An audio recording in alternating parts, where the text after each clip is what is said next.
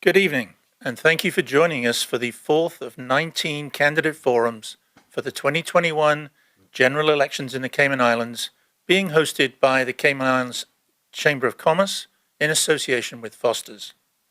My name is Mike Gibbs, and I have the honor of being the current president of the Chamber of Commerce, and I will be asking the questions this evening. I'd like to begin my opening comments by welcoming each of the Savannah candidates, Heather Bodden, Malcolm Eden, and Gina Williams, and thanking them for accepting the Chamber's invitation to participate in this forum.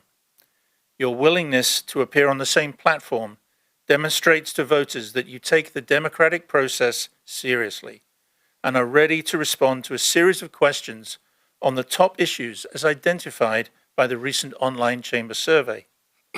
More than 400 responses and more than 200 questions have been submitted via the survey, and these will help to frame the questions for this evening's forum.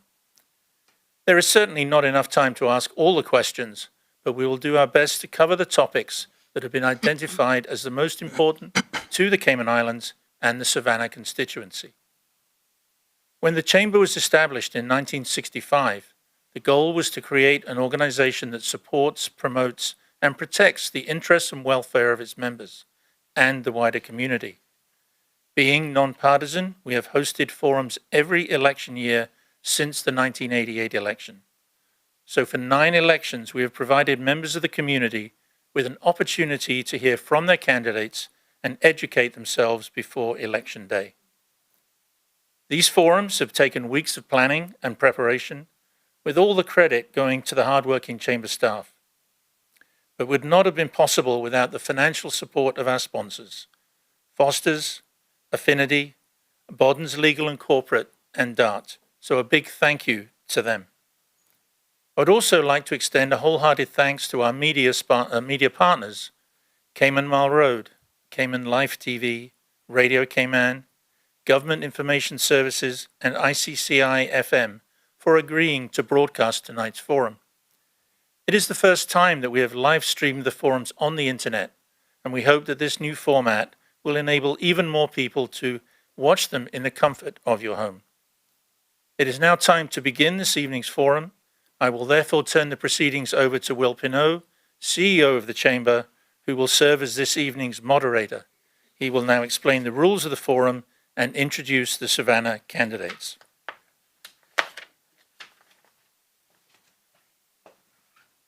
Good evening, candidates. Rules for tonight's forum are as follows. Each candidate will be asked a series of questions. You'll have 2 minutes to answer if you choose to do so. Each candidate will be allowed to answer the question without interruption and is free to differ with an opinion or position of another candidate during your allotted response time. Candidates should deal solely with the issues, and at the conclusion of the forum, each candidate will be allowed 2.5 minutes to deliver a closing statement. And now it gives me pleasure to introduce tonight's candidates. We'll begin as they were seated in a random selection. Malcolm Eden. Malcolm is married and has 3 children. He's a family-oriented, forward-thinking, results-focused, and driven to make a positive contribution wherever he can. He attended the Joanna Clark Primary School, formerly known as the Savannah Primary School, the Cayman Islands Middle School, and the Cayman Islands High School. He has worked in both public sector and for SEMA, and in the private sector as founder and managing director of the Audiophile Group. He is an active member of our community, including past president of the Clifton Hunter High School PTA, past president of the Rotary Club of Grand Cayman, and he has many years of dedicated service. He has a background in management and finance and has represented Cayman in various capacities for financial services, Rotary, and business development over the past 25 years. He holds a Master's in Business Administration from the University of Manchester, United Kingdom, and a Bachelor of Science in Management and Accounting from the University of the West Indies in Jamaica. Welcome, Malcolm. Thank you. Gina Williams. Gina is an expert personal trainer who was one of the pioneering Caymanian business owners of the fitness boom in Cayman. She represented Cayman both locally and internationally as a top 5 competitor in natural bodybuilding and figure competitions. She is also a radio personality with talk shows that focused on health and wellness and women's empowerment. Gina launched Cayman's first Women's Empowerment Monthly event group, which hosted women from all over the world and of all ages. She is now a women's empowerment coach with an emphasis on mindset and social media influencer who represents Cayman as a regional vice president and vice president of the Global Events Division of the largest women's empowerment network on social media with over 1 million female followers worldwide. She has a consistent record of helping businesses become profitable through sales and she's also a licensed real estate agent. Gina is a wife with 2 children and an animal lover who adores Cayman. Welcome, Gina. Thank you. Heather Bodden's life is characterized by service and dedication to community and country. Born in Georgetown and raised in the Savannah, Newlands area, Heather has committed her life to helping others and working for the betterment of all residents in her district. Heather served as a Boddentown member of the Legislative Assembly from 1995 until 2000. During her tenure in government, she brought the motions for establishing handicap parking and creating a safe house for battered and abused women and children island-wide, which is known as the Crisis Center. She also worked to strengthen the litter laws and contributed to many other important initiatives. In 2006, Heather was awarded the Certificate of Honor by Her Majesty Queen Elizabeth II. Most recently, she was awarded the Order of the Cayman Islands Insignia at the 2021 National Heroes Day celebration for her devotion to sustained and selfless volunteer service within the community. I think viewers know who you are now. Thank you. So at this time, we're going to take a short break for our sponsors, and when we come back, we'll begin a series of questions for this evening's forum. Stay with us.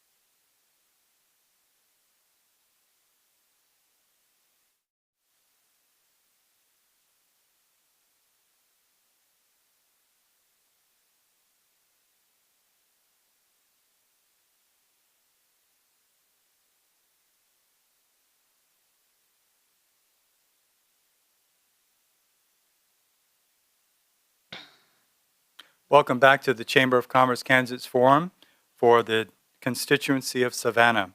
And I'll turn it over to President Mike Gibbs to begin the questioning, and we'll begin with Malcolm Eden. Thank you, Will, and once again, good evening, candidates. As well as outlined, Mr. Eden, you will have the first question addressed to you, and we will move down the table from there. First question really is, why have you decided to run for elected office, and what makes you the candidate of choice for the voters of Savannah? Thank you, Mike. First of all, let me just say thank you to the Chamber for hosting us this evening.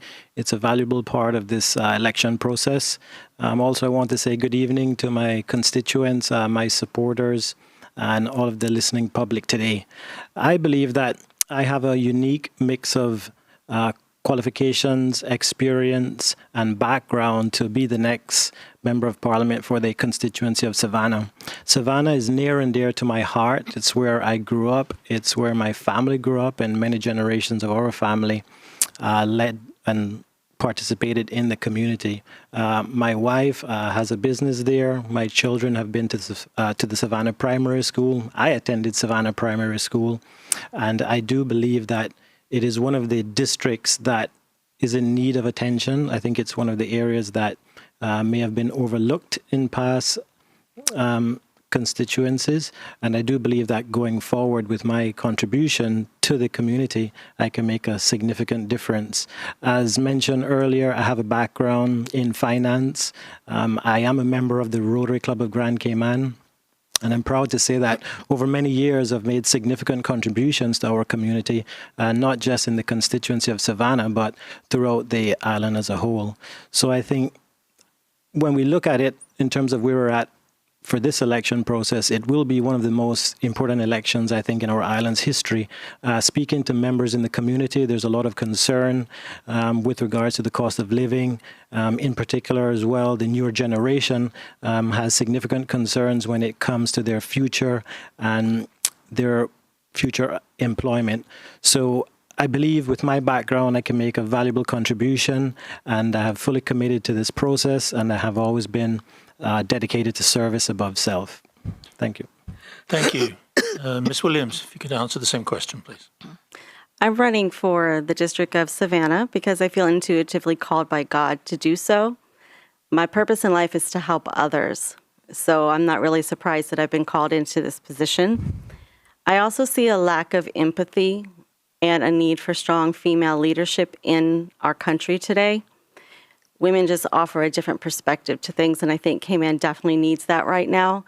And I'm also here to inspire other young women to step into their truth and just step out into what they feel is what's right for them. Thank you. Thank you. And Ms. Barden. Thank you, Mike. My reason for stepping out in this election is that I've been here before. I've run in the District of Savannah, District of Bordentown before. I was elected in 1995 to 2000.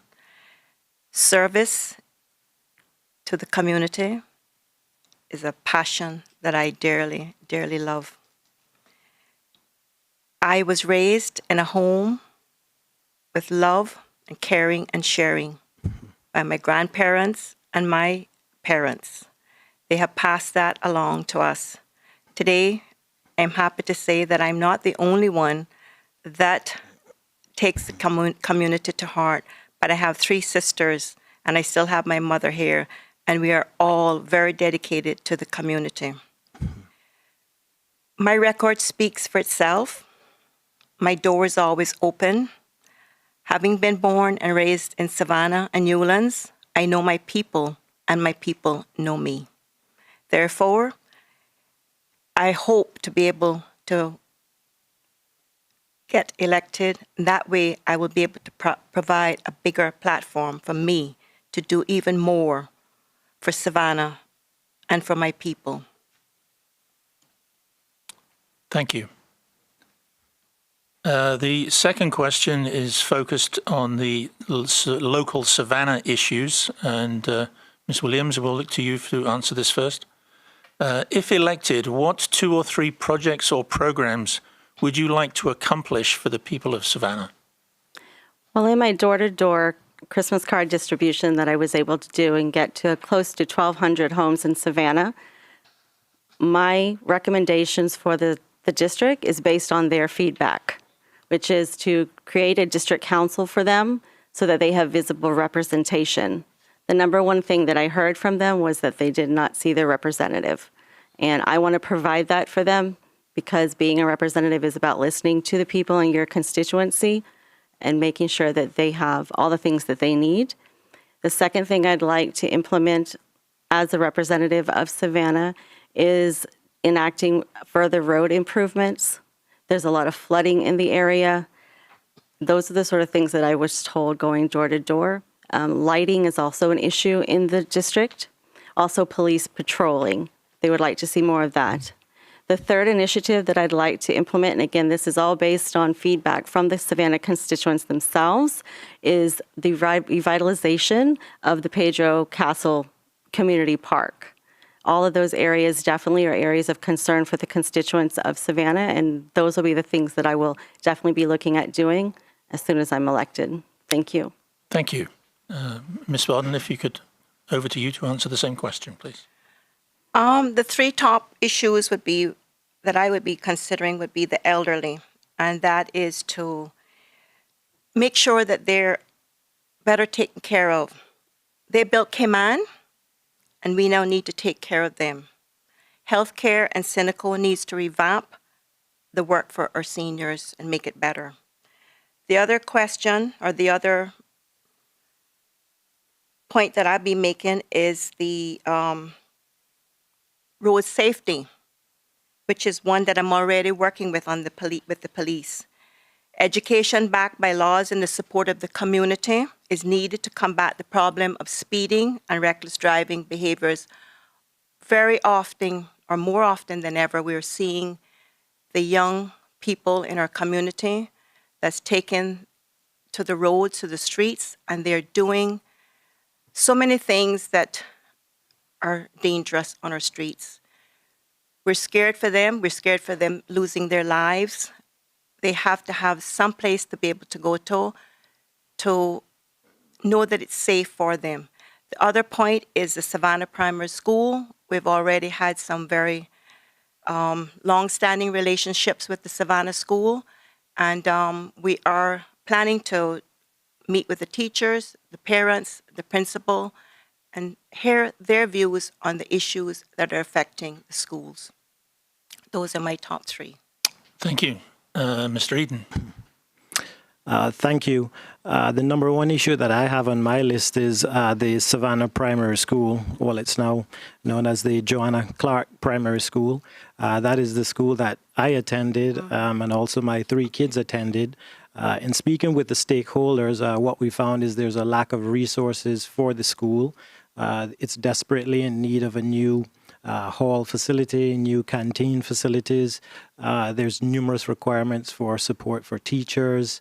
Another big issue that we've identified is there's kids with special needs that aren't receiving the support that is required. So the number one issue on my list at the moment is the Savannah Primary School.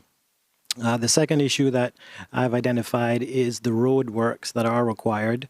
Every evening I sit in traffic for almost 2 hours as we come to the junction by Hearst Road and Shamrock nearby Country Corner. And some of these improvements I think have been on the books for many years, and what we need to do is focus on those areas of the roads so that we alleviate the traffic and the congestion. And also what we find is within some of the districts and some of the neighborhoods within Savannah, there's significant flooding. So there's areas that need to be addressed when it comes to flooding. And in particular, we've seen that they intend to continue some areas of the east-west arterial, and that will just exacerbate the problem of flooding in some areas. The third issue that I had was the creation of incentives for small businesses to be established in the community. I think that would alleviate some of the issues and concerns when it comes to traffic. If government can come on board and create some incentives that would allow businesses to be established in the district and to create as well employment opportunities. Okay, thank you. Our next question focuses more on national issues, and Ms. Bowden, I would look to you to answer this one first. There are several national issues facing our islands.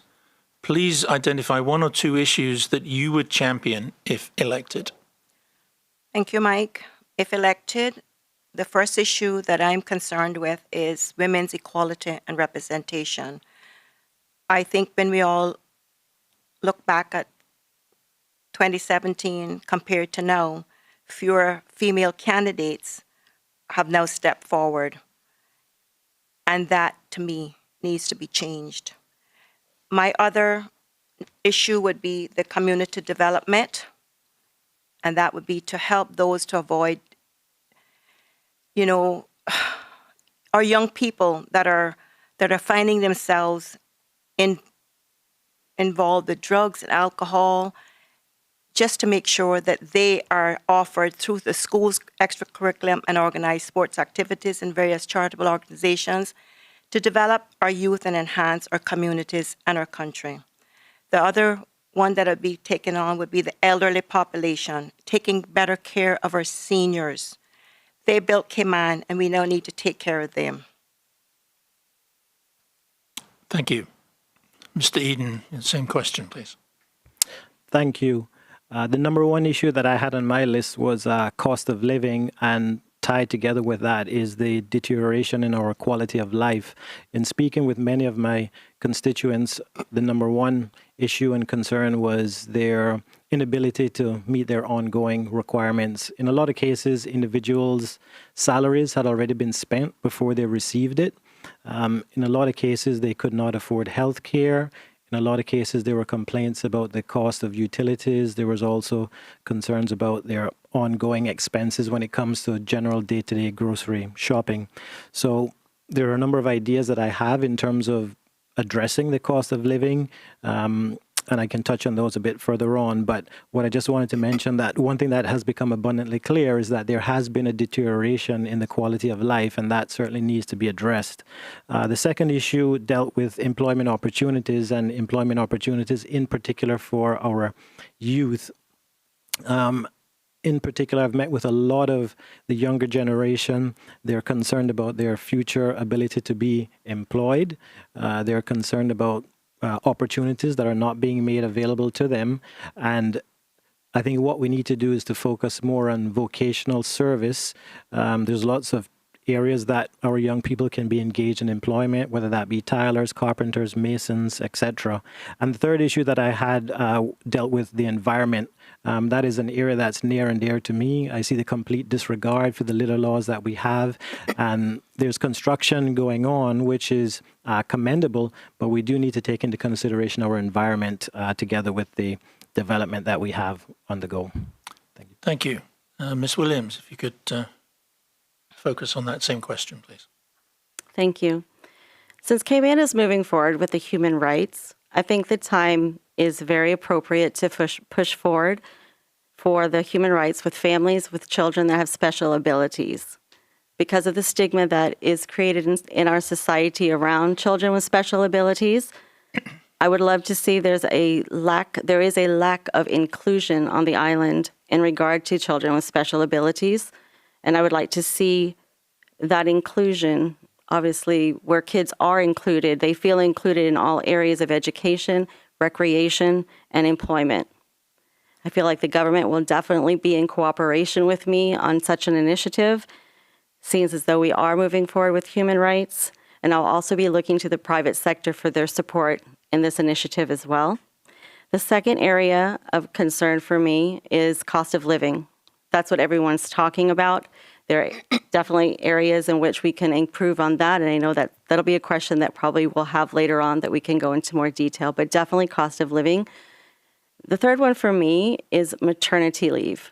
Maternity leave should be paternity leave in this country now. Cayman has one of the worst maternity leaves in the world, and I would love to see a complete reform of that area in particular. Thank you. Thank you.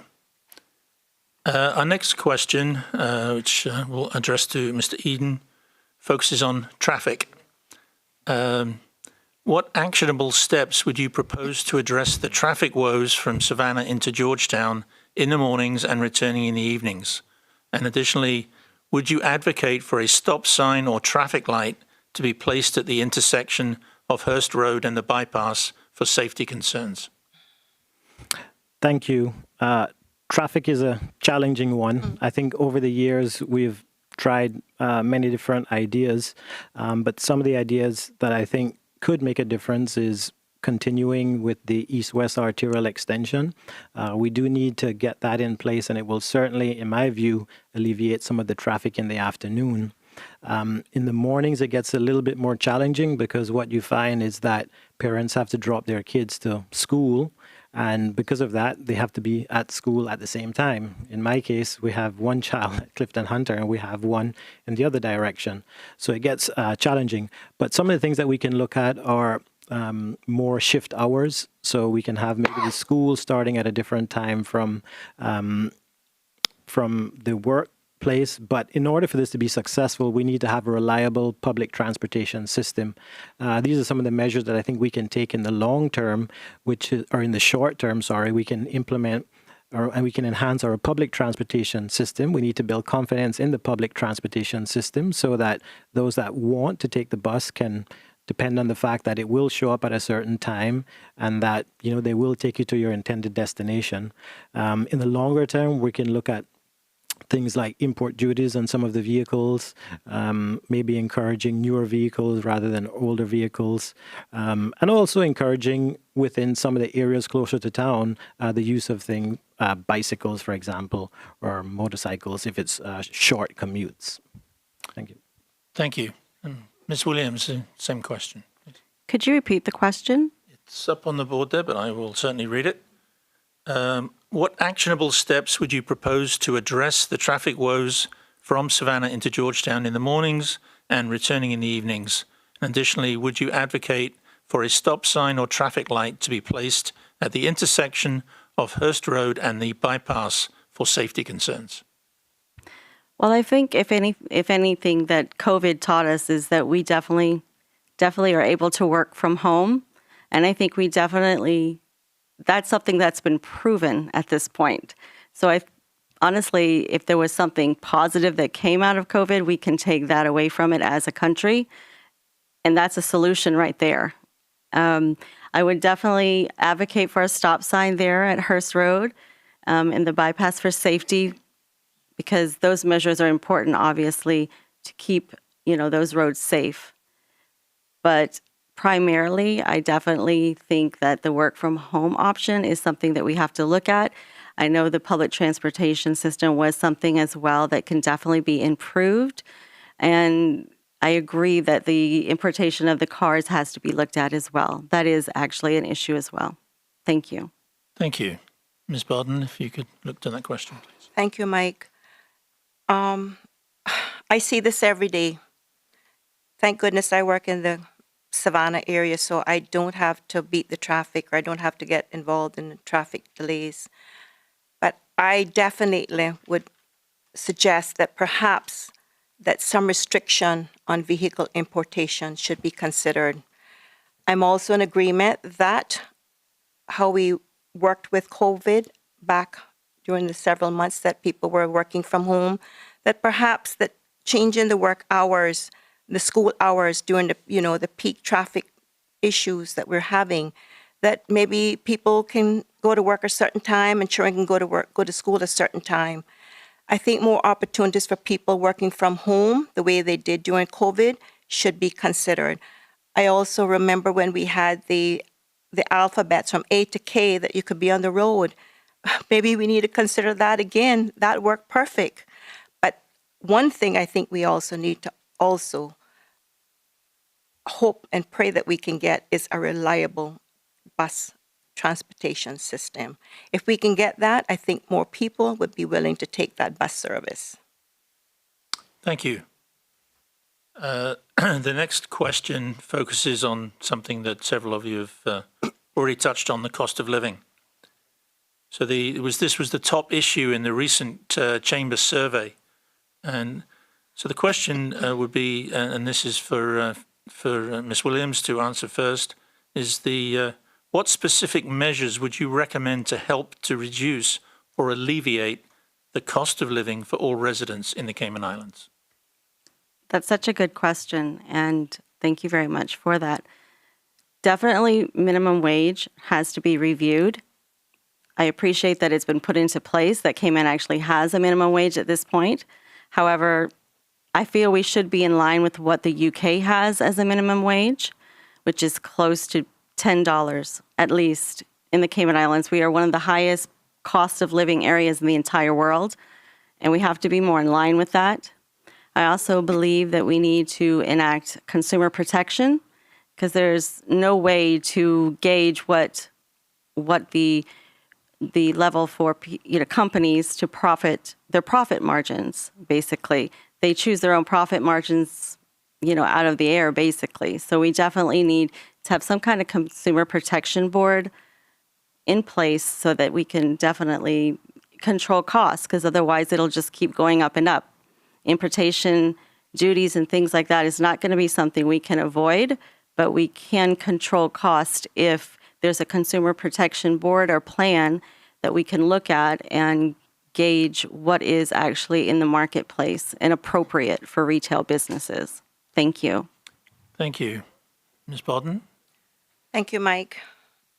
Yes, that is a serious issue right now, the cost of living. I think everybody that I come in contact with has some sad story that they're not able to afford to do this and do that. And because of the pandemic, prices, everything has gone up, and there's just no magic wand at this time. But we can do lots of strategies, and together they can add up. So it is not an easy answer. We live on an island where everything is imported, and this has to be considered carefully. Thank Thank you. you. Mr. Eden. Thank you. That is a good question. What I started doing was looking at the contributing factors for the high, I guess, cost of living that affected most of us. Some of the areas that I identified were the fuel costs, which impacts everything from fuel in your cars to, the grocers in the store. One thing that we can do in that regard is look at possibly lowering the government taxes that may apply, because I do know that at least on my utility bill, I've seen a fuel factor. So I think that is one issue that can be addressed. The other area has to do with housing and mortgages in general. Interest rates are relatively low at the moment, but I do believe there are ways that together in partnership with the private sector, with the lending institutions and with government as well, we can look at ways to make the cost of housing more affordable, and with the view of bringing down the cost of mortgages to most families within the islands. And the other issue that I was proposing was to look at the import duties that we put on food items. Some of those items at the moment are considered relatively low duty or close to duty free, but some of those actually do have very high import duties. And food, as we know, is a basic necessity for all of us, I would imagine. So I believe that looking at those three areas, the fuel costs, the cost of mortgages, and also revisiting import duties in certain areas could potentially lower the cost of living. Thank you. Well, thank you very much. We've gone through the first 5 questions. We have plenty more questions to go. So please stay tuned. We'll be right back after these brief messages. Mhm.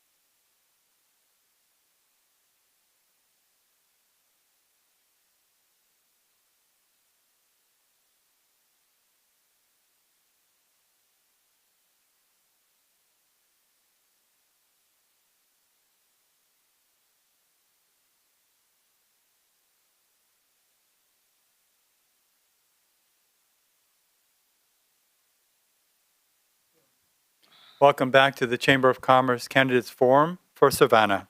I'll now turn it back over to President Mike Gibbs, who will continue the questioning. Thank you, Will. And this next question will be asked first of Ms. Bodden. It's on economic diversification. The question is, financial services continues to come under external pressures and tourism, including the cruise industry, may never return to the levels before the pandemic. What are your views about diversifying the economy, and which areas would you support and encourage? Could you repeat that? We're talking about economic diversification, and obviously that the financial services continues to come under external pressures, Yes.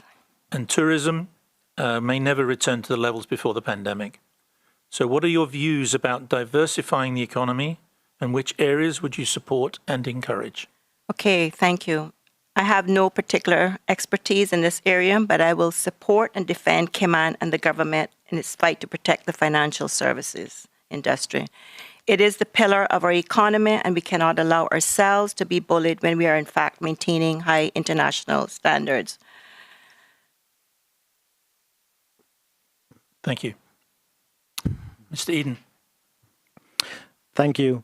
What I do believe is that tourism and financial services will always play a significant role in our economy. But what we can do to diversify that is to focus more on job creation in the alternative energy sector. At the moment, we have a significant reliance on fossil fuels. And as we move away from that, I think we can create more jobs in the area of alternate energy. Most of the homes that are being built are moving towards solar generation. And I think that's an area that we can train our young Caymanians to take up jobs in that area. I attended a presentation recently, and it was highlighted that in North America, that is one of the most significant areas of growth and employment is in the solar sector. Also, I think we can sort of support and enhance the smaller crafts such as arts and our musicians and things of that nature. So I think for those that are focused in that area, we can provide them with the support and guidance that they need. Also, construction is ongoing at the moment. But what we need to do is to train our Caymanians and those that are capable of taking up those jobs to be prepared to take on a role in the construction industry. So those would be the areas that I would focus on to aim to diversify our economy. Thank you. Ms. Williams. I definitely think that we would probably need to double down on our stayover visitors for the economy to take up the slack for the cruise industry. They've always been the source of the most of the contribution to our economy in the first place. So I think we could definitely look at ways at enhancing that part of the tourism industry. Also, looking within to our own Caymanian people with their own unique set of abilities and entrepreneurial desires, whatever those might be. I think we would definitely could open up the floor to finding out more about what it is that they would like to do and contribute to society in the ways that they want to, because I think there's a lot of entrepreneurial spirit out there in the Cayman community, but it's not always encouraged or heard of.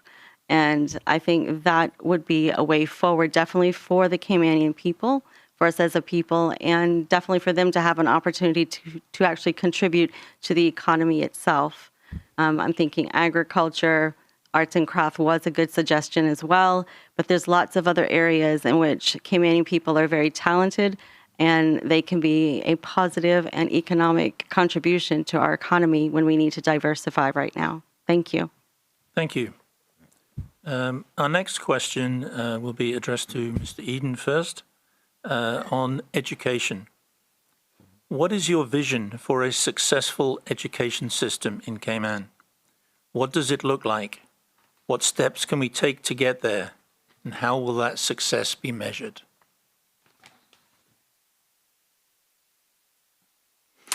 Thank you. My vision for a successful education system is one where we have complete buy-in from the private sector and the public sector.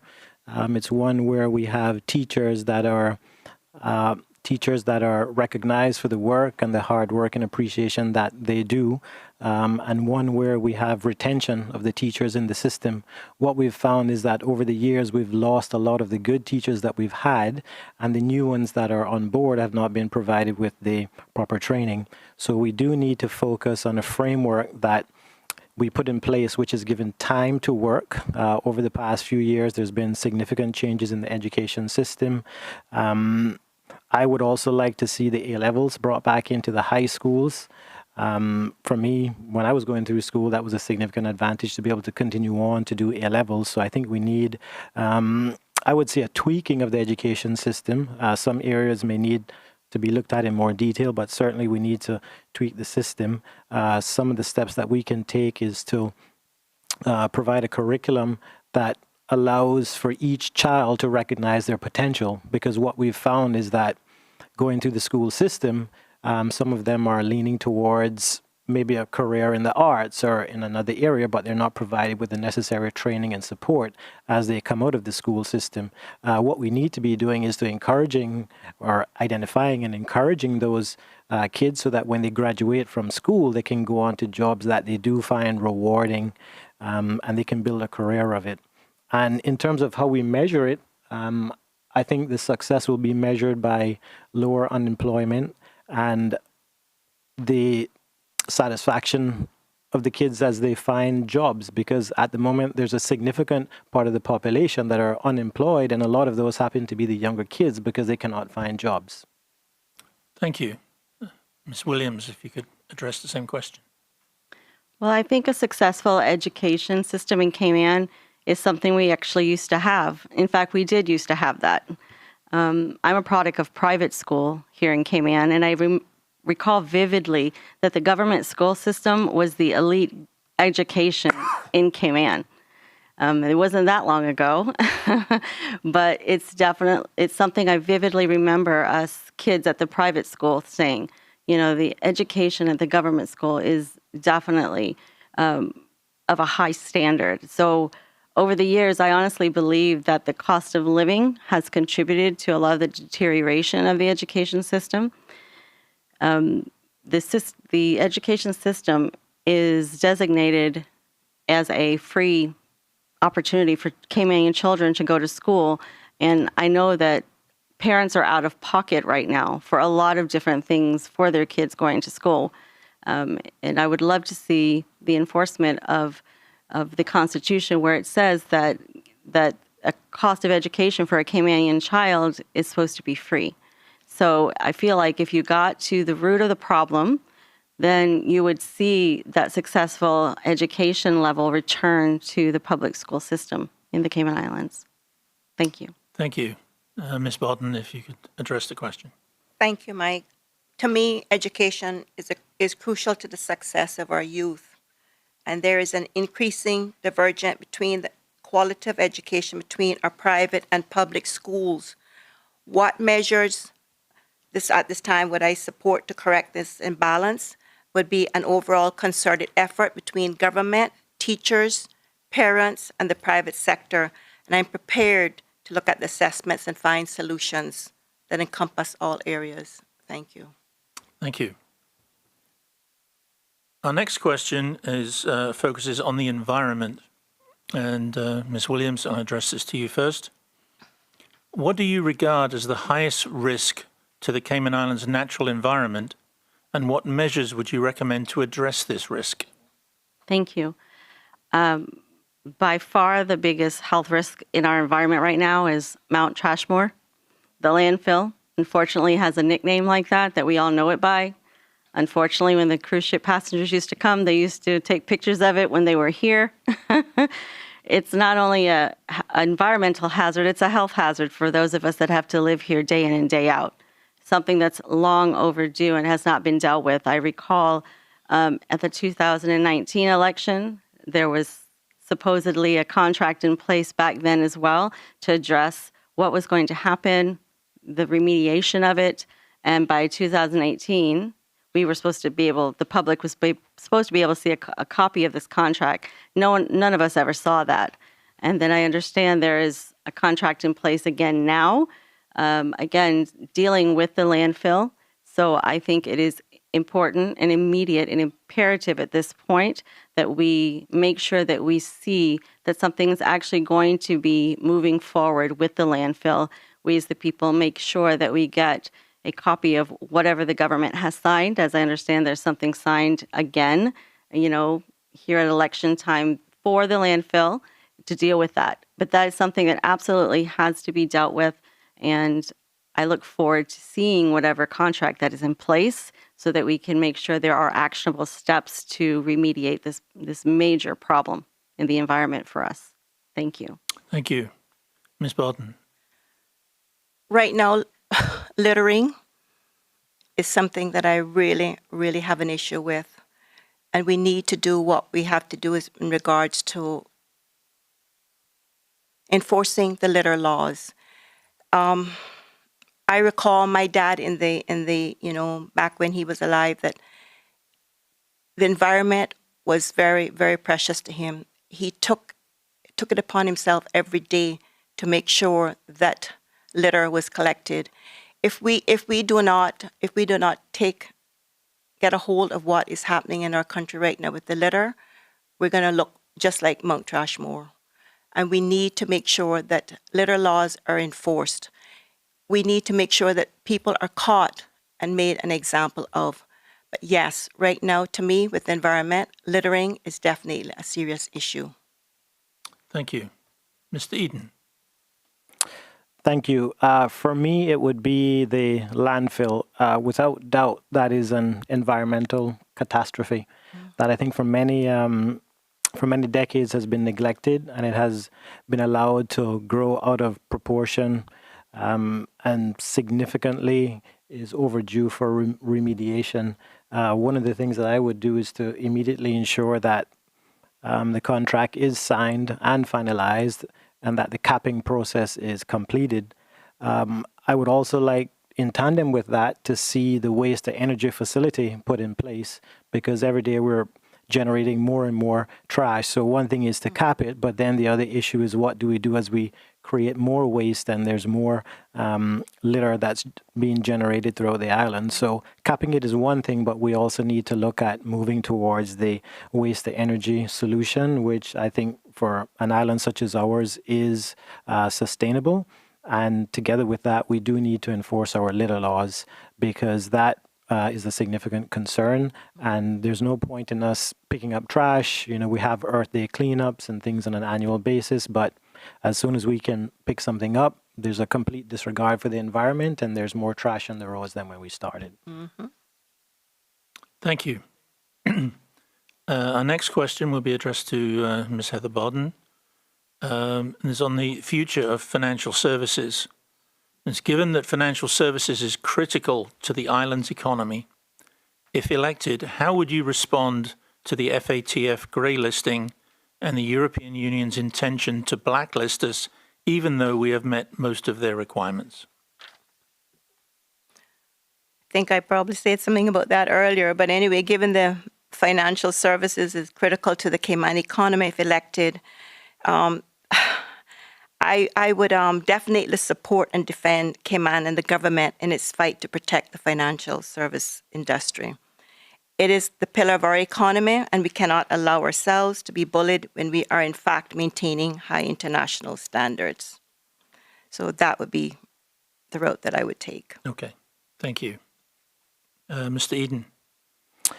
Financial services is one of those areas that has helped to build the country that we have today, and we do need to defend our financial industry vigorously. One of the things that I would do is to immediately engage with the authorities. I think some of these gray lists and potentially blacklists come about because of misunderstandings. I think we can all agree that the financial services industry in Cayman is very well regulated, and I think that is a story that needs to be told. Based on my experience in the past, the communication from regulator to regulator is quite good, but actually where the breakdown occurs is at the political level. So I do believe that engaging with our counterparts overseas will play a significant role in terms of coming off in as short a period as possible the grey list. And to do that, we will need the support of the private sector as well.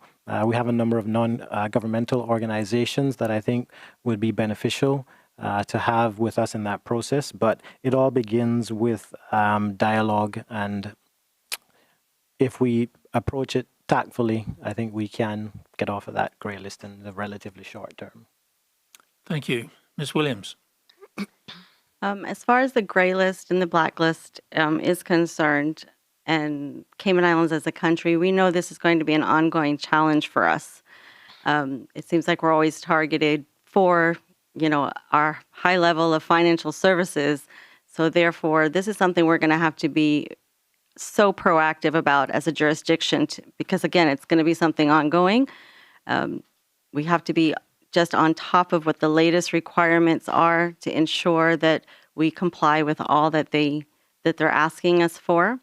I also think we would benefit from having an awareness campaign of sorts or representation around the world in different offices, so that we would have a liaison for the country, so people can understand how strong our financial services are here in the Cayman Islands.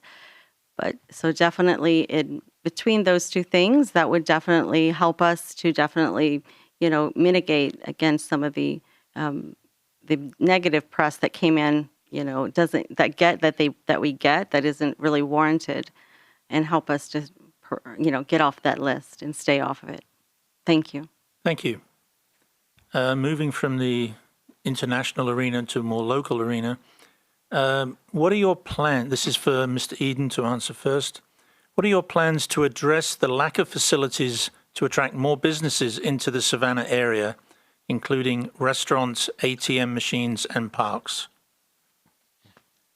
Thank you. One of the things that I think we need to do is we need to promote that Savannah is a family-oriented district. I think if people realize that it is a place for you to settle and to make a living, it is an alternate to the hustle and bustle of Georgetown.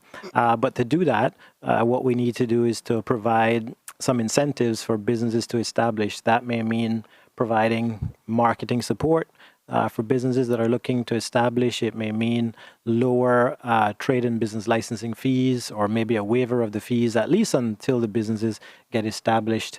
When it comes to ATM machines, I think we probably need to look at having another bank be established in the constituency. At the moment, we have one, which is Cayman National Bank, but we can have additional ATM machines.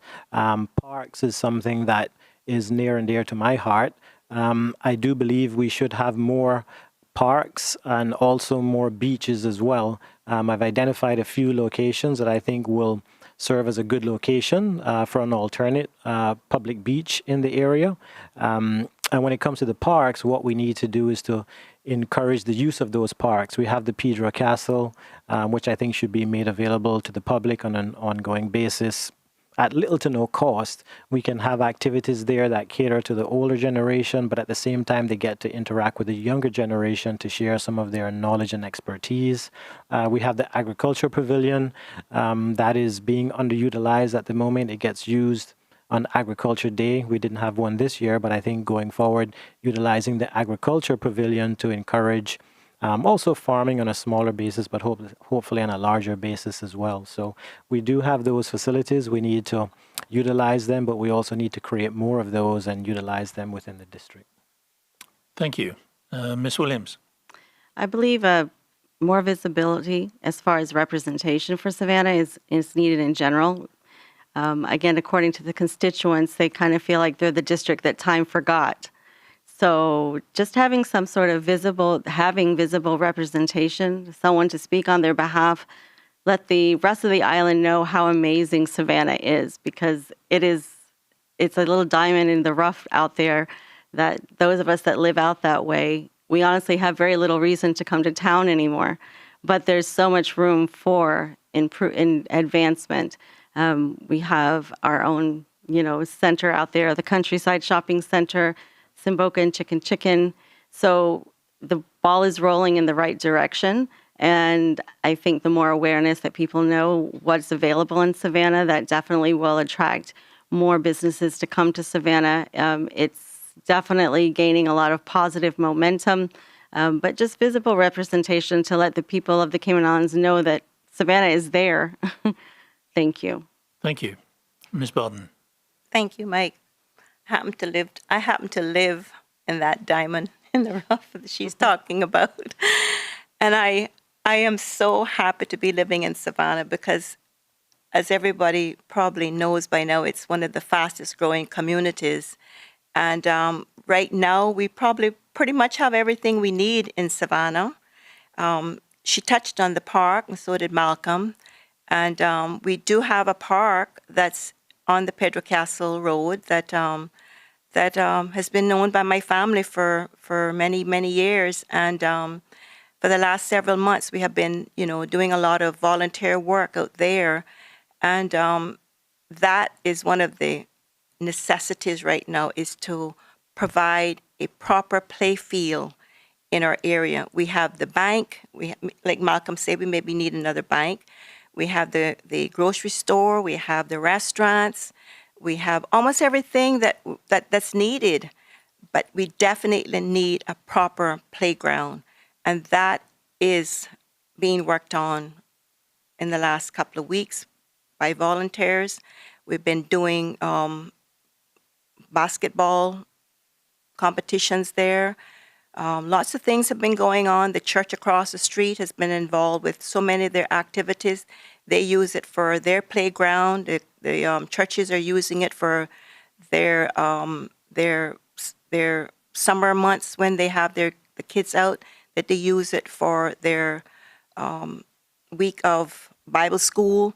So definitely, I would say that right now, the most necessary in our community thing that we need is a proper park. We need to get people on board. We need to bring people out who will be able to provide whatever is needed. We need a track. We need proper facilities for children to play on. Thank you. Thank you. Heather. All right. 10 questions down, several more to go. So please stay tuned. Right, come back with us. We're going to take a short break. Please stay tuned. Behind everything we do is a promise. Better. Better because we care, because we all have a common goal: to be better at cooking, to be better at eating right, and taking care of ourselves, to live in a better community, to just feel better. Today and tomorrow and the next day. Do it for you. Do it for them. Do it to prove something to yourself. Do it to carry on a family recipe. Or just because. But when you aim for the stars, better just works. We're Fosters. And we're better. Because of you, because of them, because of this place. And because we care.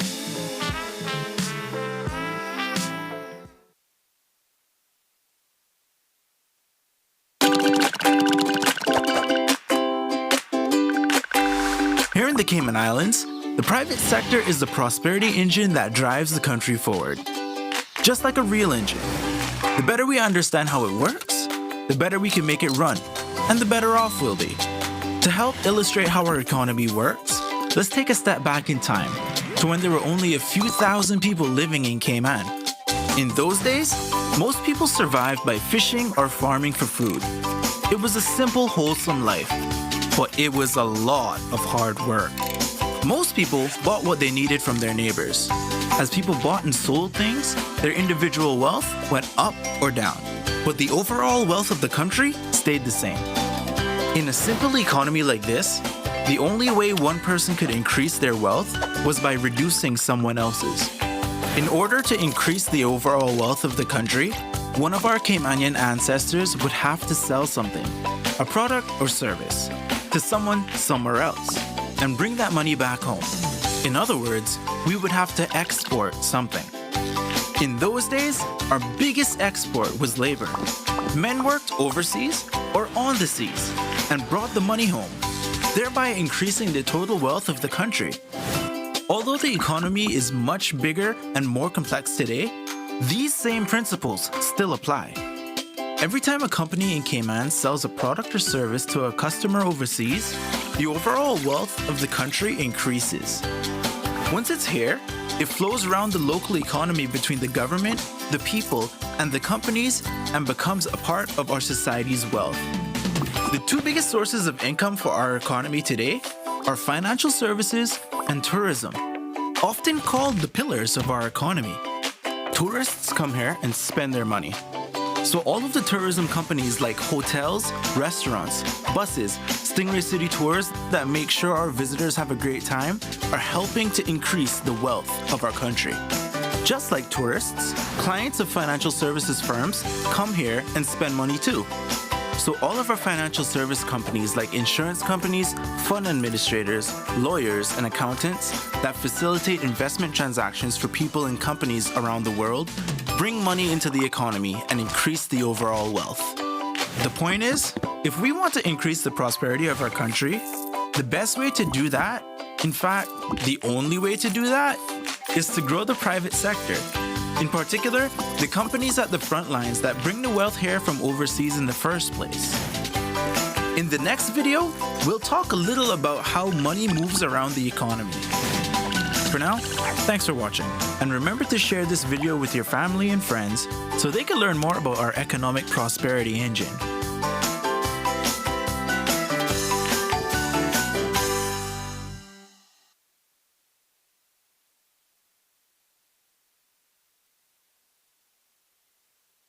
Welcome back to the Chamber of Commerce Candidates Forum for Savannah. Gone through the first 10 questions. Now we move on to the next 10 or fewer, depends on the candidates. And we'll deal with the next issue is going to be reopening our borders. Thank you, Will. And this will be addressed to Ms. Williams first. Yesterday, there was a government press briefing announcing a change in the quarantine protocol. What are your views on the current approach to reopening our borders? I would agree with the process in which is being undertaken at the moment. I feel like it's being very carefully monitored and adjusted as the situation unfolds. And I definitely would agree with what's happening. I agree with the reduction of the quarantine time now that we have had such a large population of our elderly people. We've had them vaccinated. And as long as we can get more and more of our people vaccinated, I think that's the main objective for us all. But definitely I agree with the time for the quarantine being reduced, provided that people that are coming to the island have already been vaccinated. I feel like if they could be tested before they get here 24 hours, I think the current standard is 72. I would love to see that at 24 hours before they actually travel. And then upon arriving to the Cayman Islands, as long as they were tested again, I have no problem with the reduction of quarantine time. Thank you. Thank you. Ms. Bodden. Thank you, Mike. Generally, yes, but we must view what is happening outside. And our decisions have to be guided not just by what we've done, but what the other countries that are visiting have done. There is some risk, and I support opening once we take all the necessary consideration. The reduction of now from 14 to 10 days, I think that is the right decision. The government has done an excellent job with keeping our borders closed, and at least we can say that we are in a position where we don't have to wear a mask, but we don't want to ever hear again that we have to be shut down because of COVID or the pandemic stepping in again. So definitely I'm hoping and would welcome this very soon. Thank you. Mr. Eden. Thank you. I would agree with the approach that government is currently taking with regards to the reopening of the economy. As long as we can continue to receive the vaccines, I think on a regular basis, there is quite a bit of demand for the vaccine. So we need to ensure that we continue to maintain the supply. But having said that, what I've found is that there's still a reluctance of some in the community to take the vaccine. So I think what government should do is they need to encourage more of our residents to take the vaccine, but to do that, they also need to embark upon a public awareness campaign. There's some of the older generation that are stubborn, as we would say, and they're difficult. But I think a part of that process is educating them on the risks, but also on the other side of it, the safety with regards to the vaccine, because what we don't want to have is for a few cases to get into the community, and we know that it's a small community, so things can spread relatively quick. So what we don't want is for all of the hard work to be in vain. So while we are reducing the quarantine time frame and we are moving towards opening up the economy, we cannot move too quickly.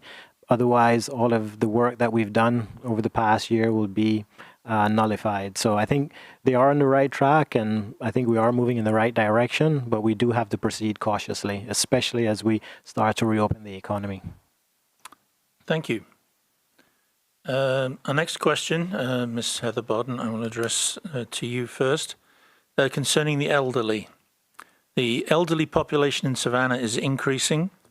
What plans would you seek to implement to assist the elderly in your constituency?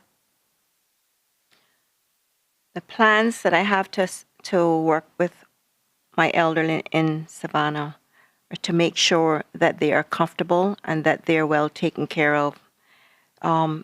Health insurance is definitely something that is of grave concern to our seniors. Cineco has to be revamped, and we need to make sure that our senior citizens have the proper insurance. Their pensions are not taking them through the length of time that they have. So definitely, right now, what I'm looking after as far as senior citizens will be their health insurance. Okay, thank you. Mr. Eden.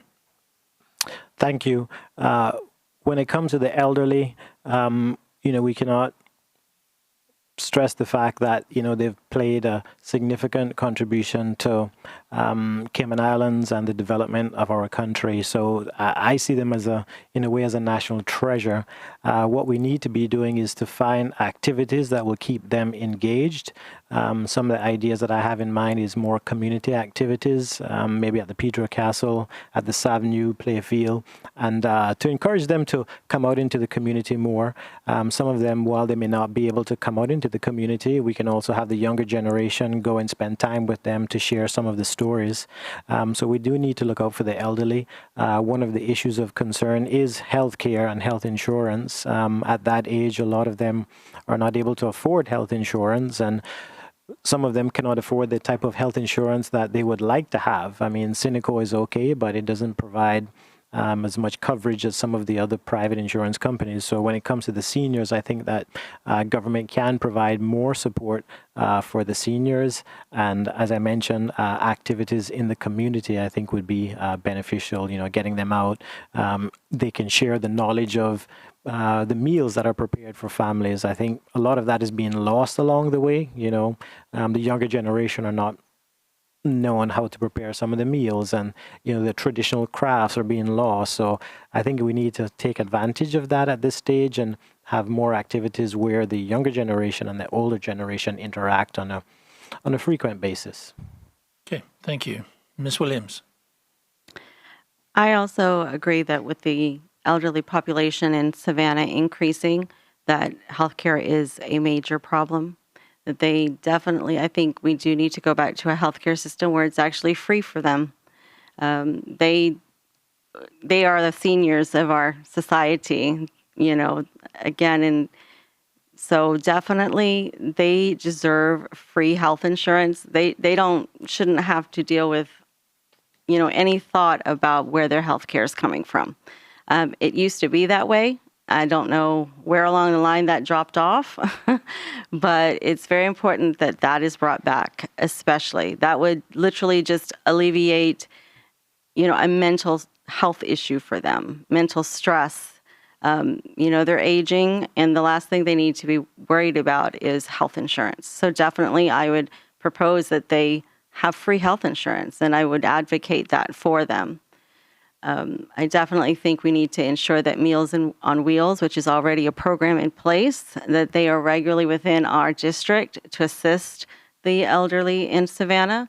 That would be of the utmost importance, and I would love to see that come through the Savannah office so that, I'm personally aware of that situation so that we can ensure that our elders are taken care of. And I also would love the feedback from their families to let us know what it is that they need. The open dialogue is going to be very important to find out what other needs that the elderly actually require and what they need. Thank you. Thank you. Moving to our next question, which will be addressed to Mr. Eden, is on the area of growth and its management. What is your view on the current level of population growth and development and the resultant impact on the country's infrastructure? Additionally, what measures would you recommend so that Caymanians benefit from a growing economy? Thank you for that. When it comes to population growth, what we need to have is we need to identify what our targets are going to be and how do we intend to get there. It's pointless saying we have a target of 100,000 or 150,000 or 70,000. What we need is a strategic plan. What we need is an economic development plan. And then together with that, I think the population will grow according to what we've set out as our target rates for growth in the economy and for the population. Infrastructure, that's the biggest issue that we have because we've grown, but the infrastructure has not kept up with our level of growth. The roads infrastructure is inadequate. The way that we handle our public waste is inadequate. What we're finding is our electrical infrastructure, in my view, in some cases it needs to be looked at, and we need to encourage ways of more efficiently producing our electricity. And I said before that we are moving towards solar energy, but we need to encourage that. In terms of what I would recommend for Caymanians to benefit from the growing economy, at this stage we need to retool a lot of our younger Caymanians. At the moment, there's quite a few of them that are out of work. They were working in the tourism industry. Now is an appropriate time, a great time to retrain them. Those that want to learn more about construction, those that want to learn more about technology, those that want to learn more about arts and crafts, we should be encouraging them to, at this stage, learn more so that as the country grows and as we exit out of COVID-19, they're available to take on those jobs. And I think going forward, those are some of the strategies that we need to implement. Thank you. Ms. Williams. My view on the current level of population growth and development, Cayman has developed so quickly over the last 40 years, and it continues to do so. And we do need to be cognizant of the impact on the infrastructure, particularly in all the ways of Caymanian employment and in all those areas as well. I would definitely recommend that, there needs to be a cap on the amount of people that Cayman, it's only 22 miles long. So to keep, adding population is going to obviously continue to put a burden on the infrastructure. So I definitely feel like it is something that at some point we do have to put a cap on, and to continuously add to the population is just going to obviously continue to stress the areas, the infrastructure of the country. So thank you. Thank you. Ms. Bodden. Thank you, Mike. I think we just need to slow it down. I just think we need to slow it down a little bit. And we keep hearing about the increasing population of 100,000. And we need to strike a balance between development and the environment. And I'm not against anti-development, but we need to make sure that we're not losing our tomorrow for the gains of today that are not benefiting Caymanians. So I would just say, just slow it down a bit. Thank you. Our next question, which I will address to Ms. Williams, refers to pensions and pension reform. Nearly $500 million has been withdrawn from private pension funds as part of the pandemic response. These withdrawals will impact the ability for many persons in our community to have enough funds for retirement. What would be your proposed solution to address this future shortfall? Financial literacy. I think, generally speaking, people lack financial literacy in actually investing their own money. The pension is put in place for people to have something, but most people don't understand where their money's being invested, how much money they're making. And over the years, I think when we look at our bank statements when they come in, we often wonder how much money is my pension actually making me, because people just simply most people don't understand about investing. So I think honestly, education is key, and education of, again, financial literacy, investing, finding ways to invest your money. The pension is there, and I think it's a great idea, but I guess what I really feel is like the education of people understanding how to invest their own money is actually the way to build wealth. Learning about investing in stocks or cryptocurrency or in even real estate. These are all things that can be taught and can be used in addition, because now that the money is gone, there's got to be a way to build that back. And these avenues a lot of times are actually quicker than putting it back in the pension, only if people knew about them. So thank you. Thank you. Ms. Bodden. I think what has happened is that people have gotten their hands on that money and they've just spent it and not realized that there is, need for that money down the road as well. So I think some financial education, somebody taking a lot of interest in just having some classes with some people, with some of those that have difficulty in how to invest and spend their money. I know for sure that a lot of people have taken that money and have purchased property, but then there's some that have wasted it. So definitely financial education needs to be put forward in this situation.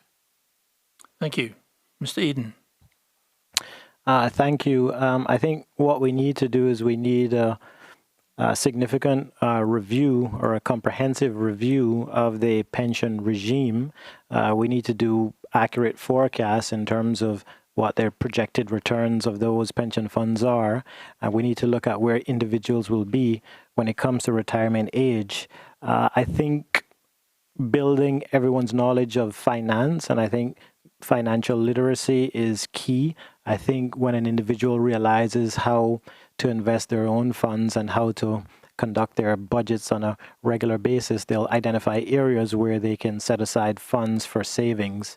One way is to invest in a pension fund, but another way is to establish your own business and, in effect, chart your own path going forward to financial sustenance. And by doing that, individuals would take control of their finances, but it will take quite a bit of effort and education for us to work with the individuals and with the population.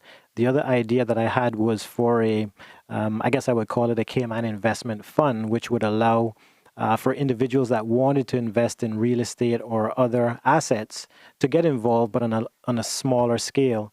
I think what we find is the idea of purchasing a property at today's prices is out of reach for many individuals. That's something that we'll probably address as well. But if they could participate on a smaller scale, so they could make an investment in a fund, and then at retirement they could redeem their funds, that would be another way to compensate for the loss of the resources when it comes to pension. So you would invest in the fund, you would get paid a dividend on an annual basis, and then after 5-10 years or whenever you want to redeem your money from the fund, it would be paid back to you. Okay, thank you.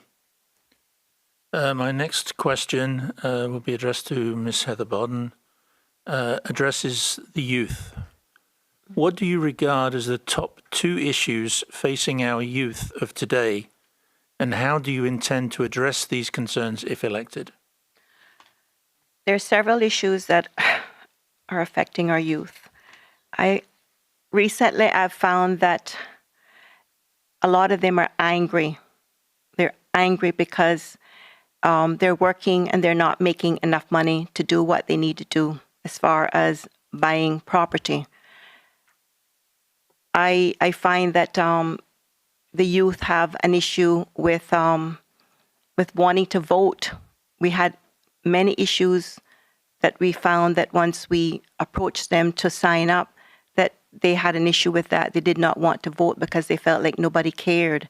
So we are, this weekend, or actually tomorrow, we're doing a forum at on the lawn of Pedro Castle to talk to our youth, because a lot of them need to be involved in what is happening in our country. Some of them actually really don't care. But we're putting on this youth forum tomorrow at the Pedro Castle lawn, and that way any questions that they have that are of concern to them, they can let us know. So our youth is very important at this stage, and we need to hear them. We need to hear their voice. They need to be able to say to us, listen, this is my issue, and we need to act on what their problems are. Thank you. Mr. Eden. Thank you. For me, one of the issues is the lack of opportunities for the younger generation. A lot of the youth that I speak with coming out of school, they're not given the opportunities that some others are. And I think what we need to do is encourage a lot of our employers to give them a chance, give them an opportunity. Not everyone requires a qualification or a certificate. In fact, in my business, a lot of the people that I've hired over the past decades have not had qualifications. You know, they've just come to work with the right attitude and with the right approach.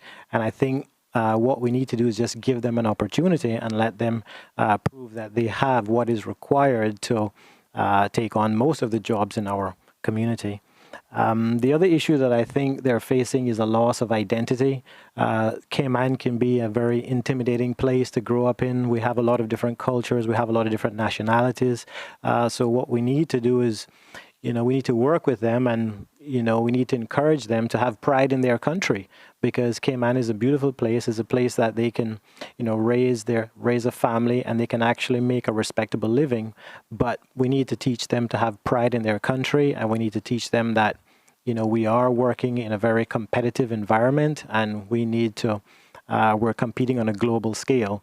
So when they're competing for jobs, it's not just against other Caymanians, it's against everyone within the community. So I think working with them, giving them the opportunities that we know they're capable of, and also in doing that, helping them to build pride in their country. Thank you. Ms. Williams. The top two issues that the youth are facing, according to my research that I've done, is they're fearful. They're fearful for their future, and they're fearful for the future, for future generations as well. They definitely feel like their voices don't matter. Mm-hmm. There is a major disconnect there. And again, when I was going door to door and speaking to the constituents of Savannah, it was very interesting to see that the parents were registered to vote and ready to vote, but a lot of the young people that I stood there talking to, they said, yes, I'm registered, but it doesn't make any sense. No one's going to listen to me. Nobody does anything different. No one makes any changes. So they're very disheartened. Mm-hmm. And they feel like they're not heard. And I think that's the biggest problem that we have today is, generally speaking, the youth do not feel heard. And they're really smart. If you ever sit down and listen and talk to them, they have so much to offer and so much knowledge and wisdom. I've learned so much from them, spending the time with them that I do. I have 2 children, and just the technology aspect alone is incredible. And I've learned everything that I know from my kids. So if we can give them a voice, that is what they need. That's what they want. Mm-hmm. So that's definitely would be my approach, is to continue listening to them and acting on what it is they want from us. Thank you. Thank you.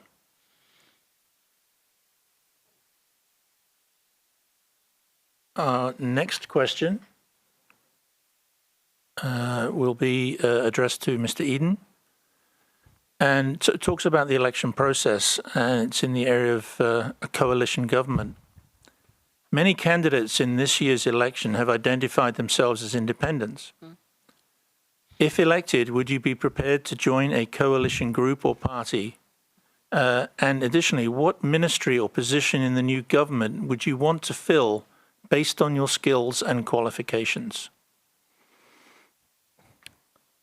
Thank you. I'm actually one of those individuals that have campaigned on the platform of an independent candidate. Having said that, a lot of the other candidates that are running are known to me. The reason why I chose to run as an independent was because I believe that the principles that I stood for will not be compromised, and I've given that assurance to many of my constituents as well. But having said that, I've always been someone that has been able to work with individuals, and I've always been someone who has been able to accomplish things not just within the community, but as I represent the country as a whole. And it would be no different when it comes election day on the 14th of April.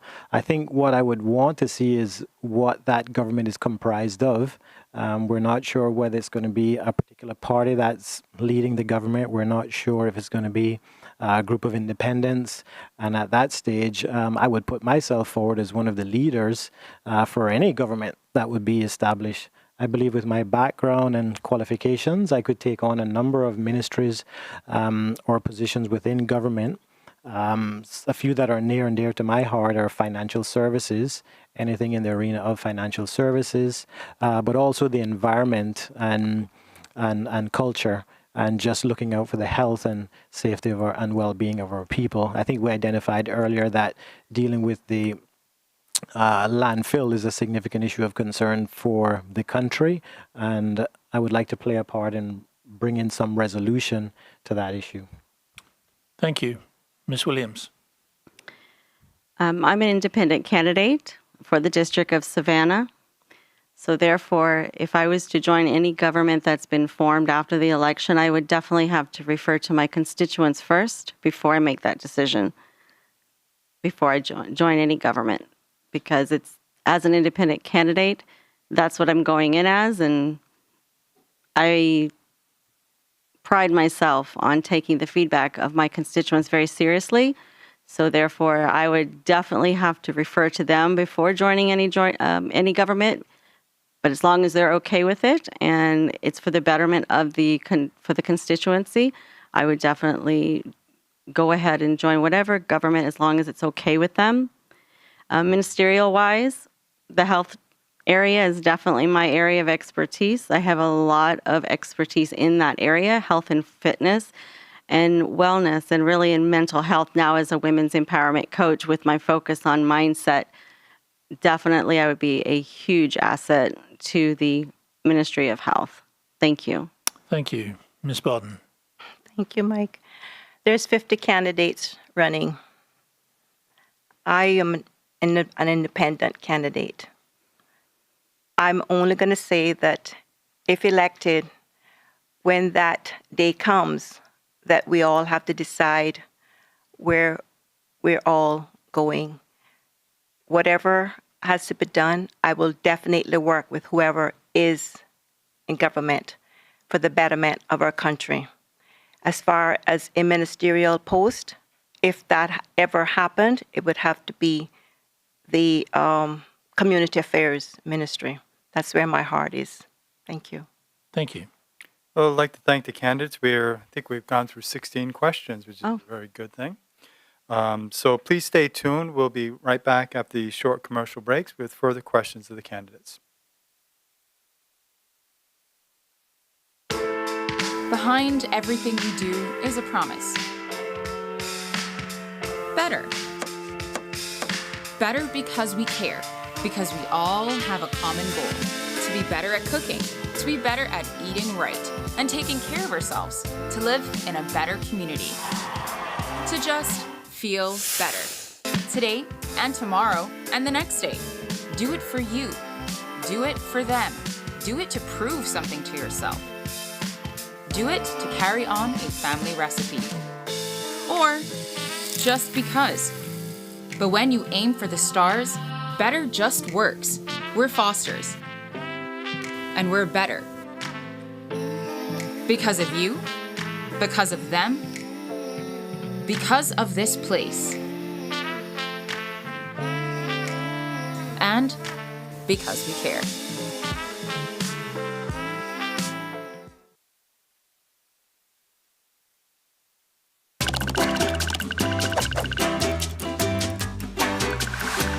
In the last episode, we learned about the important role of companies here in Cayman that do business with overseas customers and generate new wealth for the Cayman Islands economy. But what about all the other companies in the Cayman Islands? How do they fit into our prosperity engine? Every business in the Cayman Islands falls into one of three groups, or tiers. Each tier plays a critical role in our economy. The first tier is made up of all the companies that do business with overseas customers and bring money into our economy. Companies in this tier are like the gas tank of our economic prosperity engine. The more we have in the tank, the farther we can go.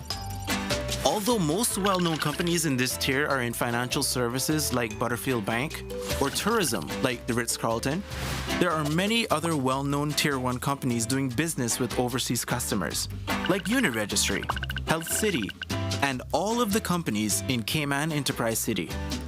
The second tier of the economy is all the companies that do business with other local companies, like IT and marketing consultants, or companies that sell supplies to bars and restaurants. These companies are also very important because without them, the companies they supply would need to buy their goods and services from overseas. So while companies in Tier 1 bring money into our economy, companies in Tier 2 help keep it here. The third tier is made up of all the companies that provide services to people that live and work in the Cayman Islands. Companies in this tier include supermarkets, dry cleaners, mechanics, gyms, doctors, dentists, architects, house builders, florists, and gardeners. These companies are important sources of employment and business opportunities for our people. And they play a really important role because without them, Cayman wouldn't be a very nice place to live. So to recap, Tier 1 companies do business with customers overseas. Tier 2 companies do business with other companies in Cayman. And Tier 3 companies do business with those who live here.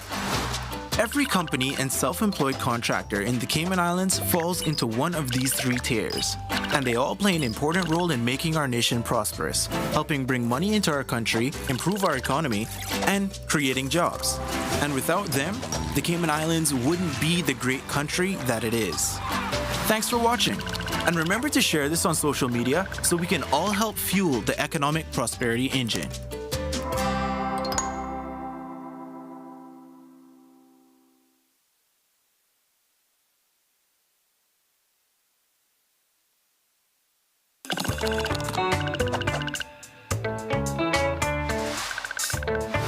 When companies do well, everyone does well.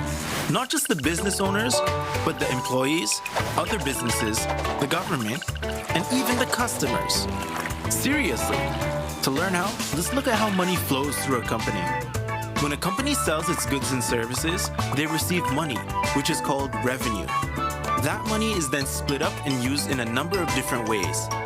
Some of the money goes to employees. To keep it simple, we'll call this salaries. Some of the money goes to pay for products and services the company needs to keep running. Those expenses are called overheads. Some of the revenue goes to the government in duties and fees. And finally, any money left over goes to the owners of the business as profit. So no matter what products or services a company provides, it's like a machine that takes in money as revenue and spits money out as salaries, overheads, government fees, and profits. It's really that simple. Every dollar that a company takes in gets turned into one of those four things. Okay, so how does it benefit everyone when companies do well? Let's take a closer look. First, with salaries. Salaries are important for the economy because most people get most of their income from their employment. Next, government fees. In the Cayman Islands, the vast majority of the government's revenue comes from duties and fees paid by businesses. That money goes to pay for important government services like education, emergency services, healthcare, and infrastructure. Then we have overheads. Quite simply, one company's overhead is just another company's revenue. When a hotel needs supplies, they buy them from local suppliers. Those suppliers turn that revenue into salaries, overheads, duties and fees, and if they're lucky, profit. Some people think that business owners make too much money, but the truth is, the average company only makes 7.5 cents in profit for every dollar in sales. And that's assuming they make a profit at all. The other 92.5 cents goes to pay for salaries for staff, overheads that become revenue of other companies, and duties and fees that pay for the government services we need. In order to become successful, most business owners have to work extremely hard and take a lot of risks. If it wasn't for the ability to make a profit, the owner wouldn't have started the business in the first place. And if nobody started any businesses, there would be no jobs for employees, which means no salaries, no overheads to support other businesses, and no money from government fees to pay for our government services. So yeah, when companies do well, everyone does well. In the next video, we'll take a closer look at why countries need economic growth. For now, thanks for watching. And remember to share this video with your family and friends so they can learn more about our economic prosperity engine.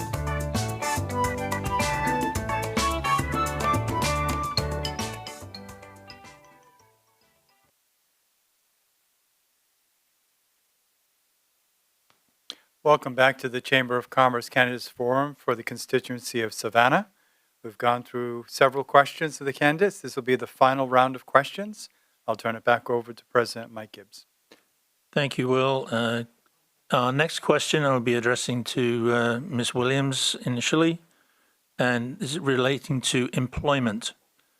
What is your view about the Department of Work and the current priority that it's giving to employing Caymanians? Would you propose any changes to the current system? And if so, could you elaborate on that? That's my view about work and the current priority of employing Caymanians.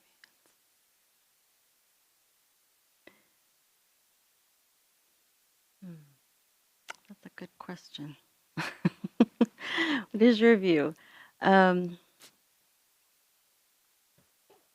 know how Caymanians don't feel like they're getting a fair shake in the employment area. So I would propose that there probably need to be some changes there. Enforcement of some laws I know that are in place to ensure that Caymanians get a fair shake at jobs. And that is a big complaint of Caymanians, that they feel like they're not getting that fair shake at job employment opportunities. So I would definitely believe that there are some changes that need to be made there. And I think the answer really does fall within enforcement of existing laws for Caymanians. Thank you. Thank you, Ms. Bodden. Thank you, Mike. I totally agree.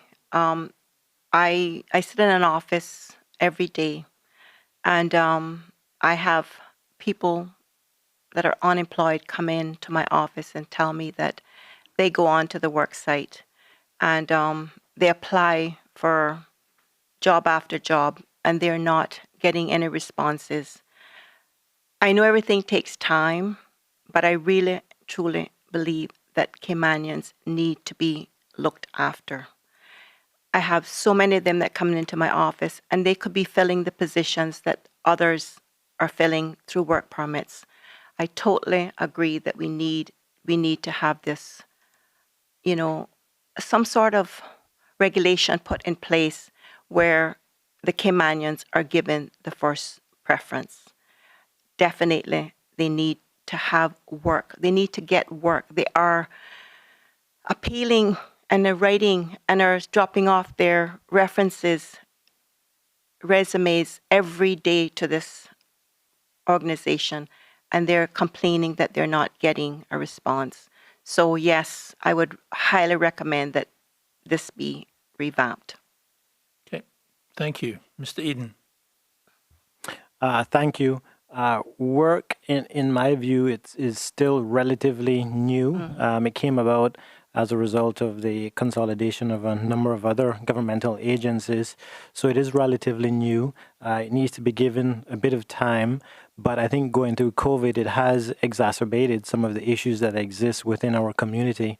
There's no doubt that there's lots and lots of Caymanians that are out of work at the moment, and we need to give priority to getting those Caymanians back to work.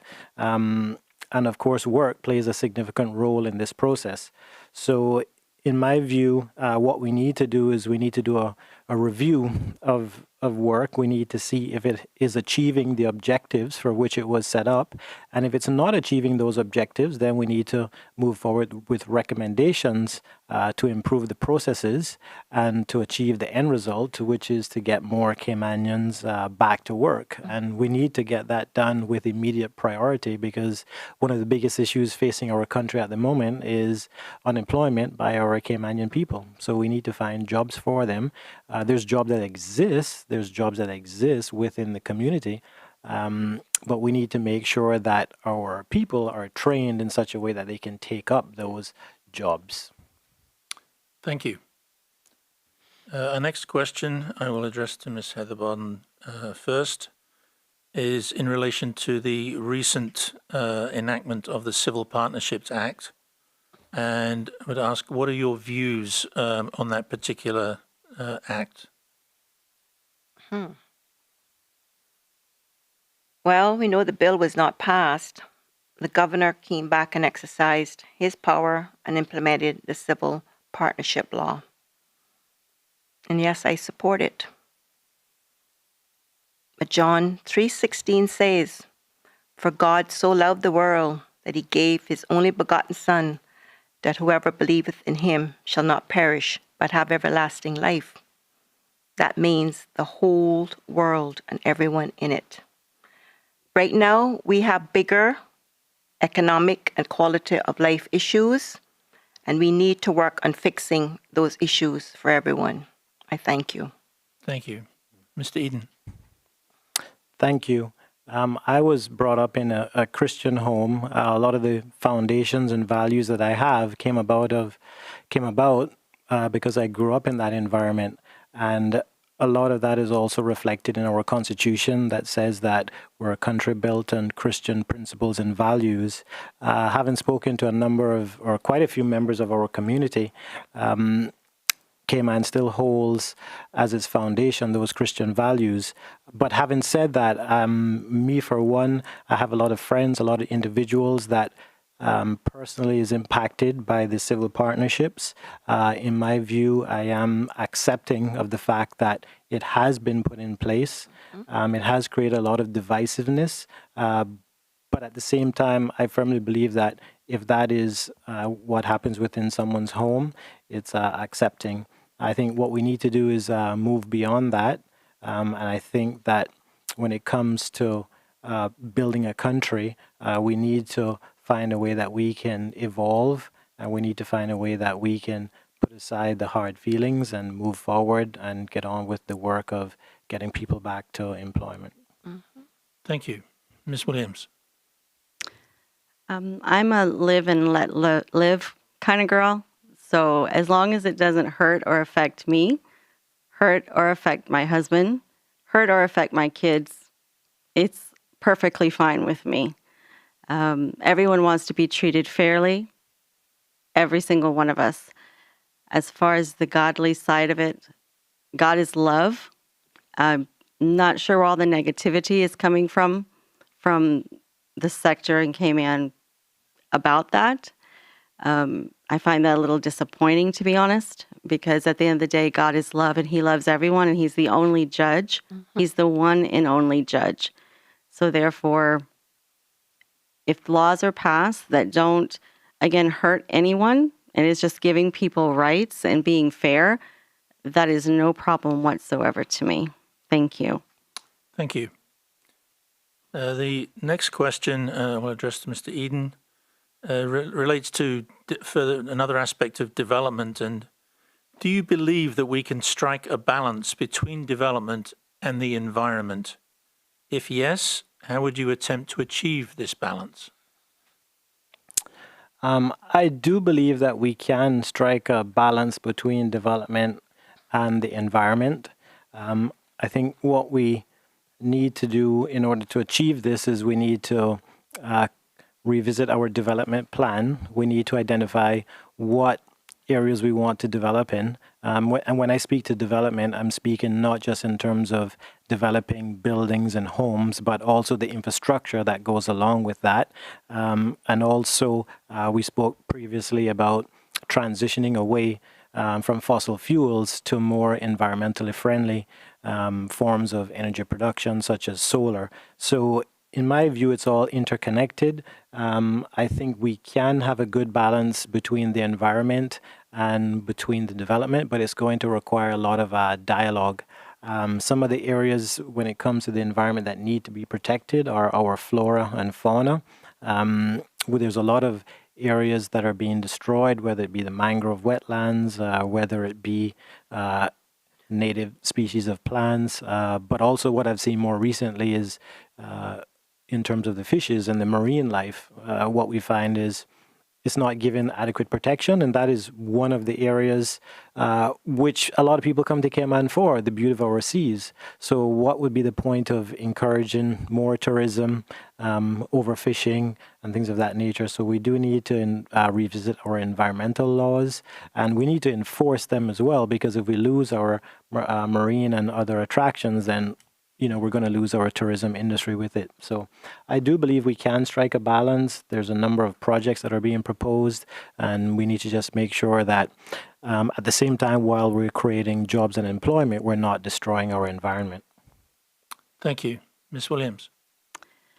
It's going to take some work to make sure that we keep that balance. Right now, there's so much development going on the island. Again, walking through the district of Savannah at Christmas time and seeing all the flooding that is occurring as a result of the development of the roads, with no really deeper thought of how the impact would be on the residents that live there, you can see there's an imbalance. I also heard it last night in the debate last night for the prospect candidates. They had similar issues in the district there. So there needs to be more forethought before we can get some balance, because there's definitely an imbalance right now. It's causing a lot of issues. And obviously it's going to affect our natural resources, our mangroves, all of our natural protection, which keeps us safe from the hurricanes. You can't just keep developing. So reaching the balance is going to take a bit of a slowdown for you to look at this a bit, deeper than just where we're going to build this now. There definitely has to be some more conversation and plan, a deeper plan than what appears to be happening at the moment with the development of the island. Thank you. Thank you. Ms. Heatherbarden. Thank you, Mike. I am just going to say this. There's just too much concrete. We need to slow it down. Thank you. I have to put my glasses on for the next question. Now, I was expecting a slightly longer answer there. Well, they said it all, so I just wanted to add mine to it. Okay, our final question for the evening, which will be addressed first to Ms. Williams, is in the potential introduction of a national lottery has been discussed for many years as a way of funding education and infrastructure. What is your view on introducing a national lottery? Let's do it. It's a great idea.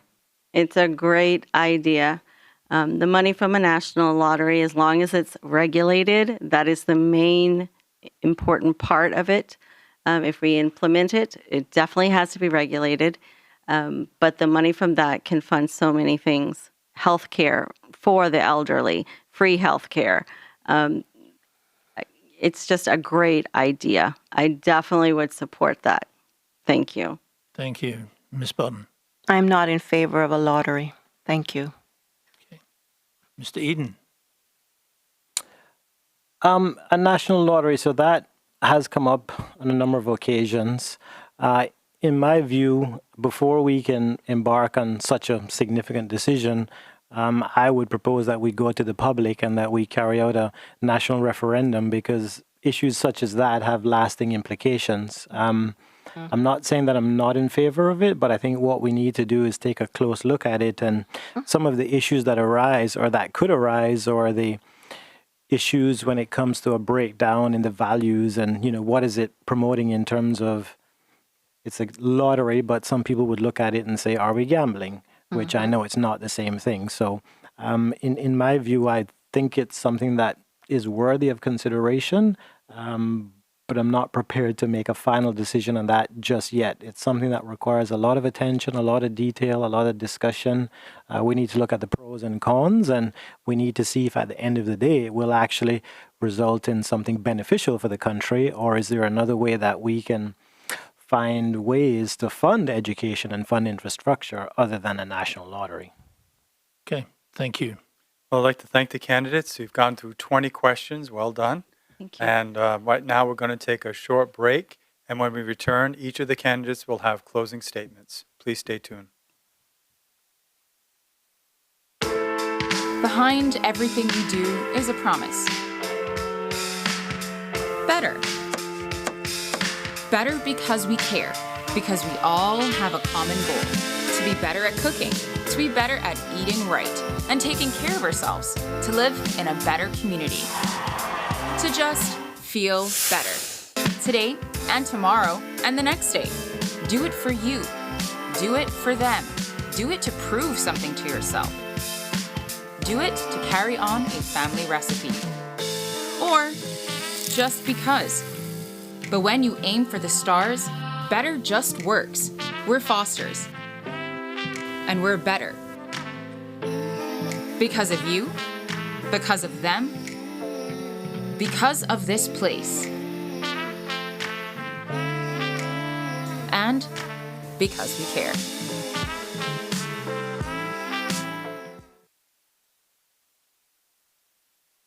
Welcome back to the Chamber of Commerce Candidates Forum for the constituency of Savannah.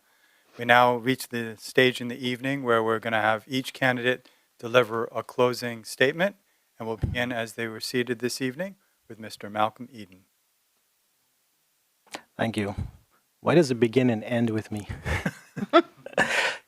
First of all, I would just like to say thank you to our host this evening. Thank you to the Chamber, but especially a big thank you to all of my supporters and all of my constituents for tuning in tonight just to hear a bit about myself and what I propose to do for your community.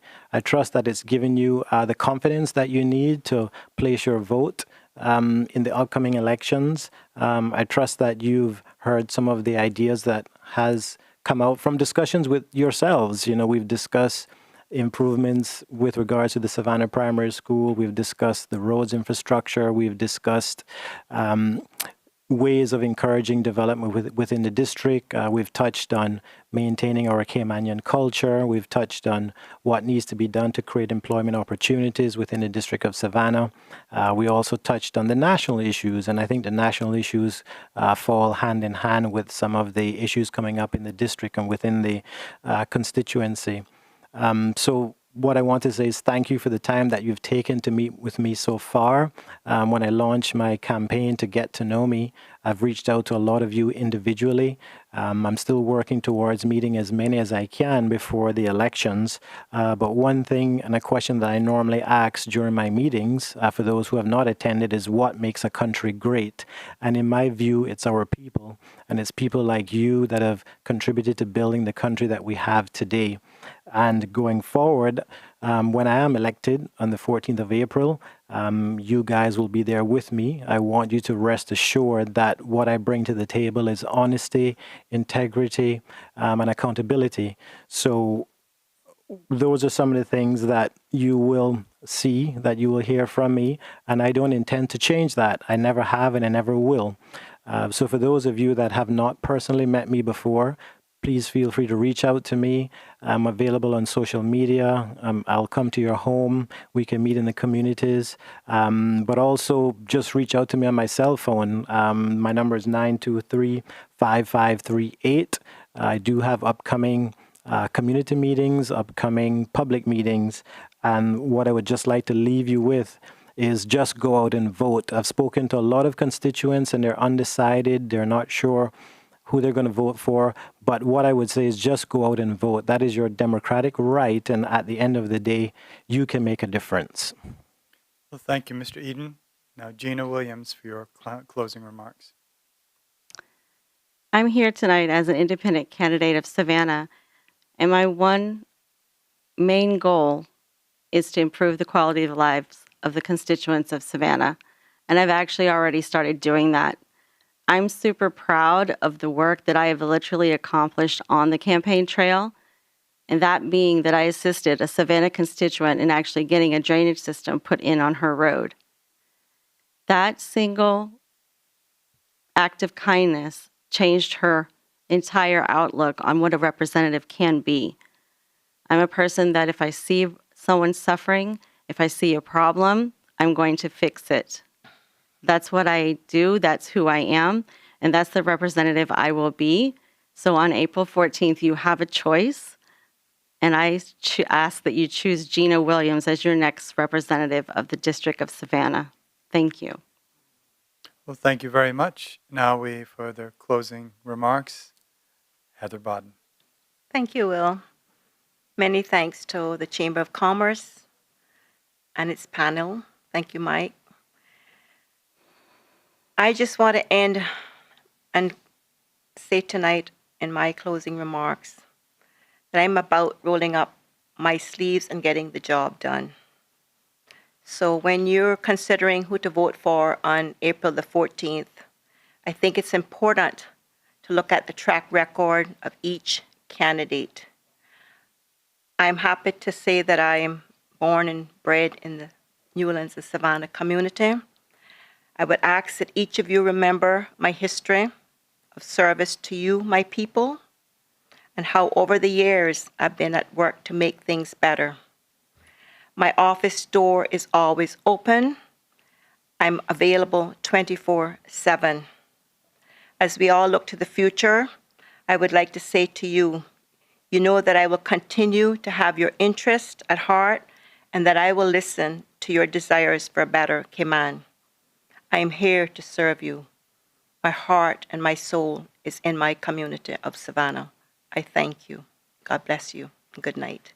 Well, thank you again for the candidates. Again, you answered 20 questions. Very well done. So now I'll turn it over to President Mike Gibbs for some closing remarks. Thank you, Will. Good evening once again. On behalf of the Chamber Council and staff, I would certainly like to thank the Savannah candidates for participating in this evening's forum. I trust that the forum will help the Savannah voters to determine who to vote for when you go to the polls on April the 14th. I would also like to thank Foster's for their major sponsorship of the Chamber's candidate forums, as well as Affinity, Bodden's Legal and Corporate, and DART. If you're interested in viewing more of the Growth Matters video series that have been playing during tonight's commercial breaks, they can be accessed at growthmatters.ky. Please join us tomorrow evening as we welcome the candidates from the constituency of Newlands, Roy Del Carter, Raul Gonzalez Jr., Wayne Panton, and Alva Saku. Thank you again for tuning in, and I hope you will join us tomorrow night at the same time. Good night.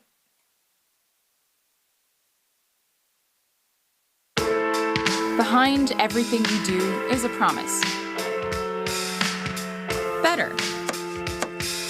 Better because we care.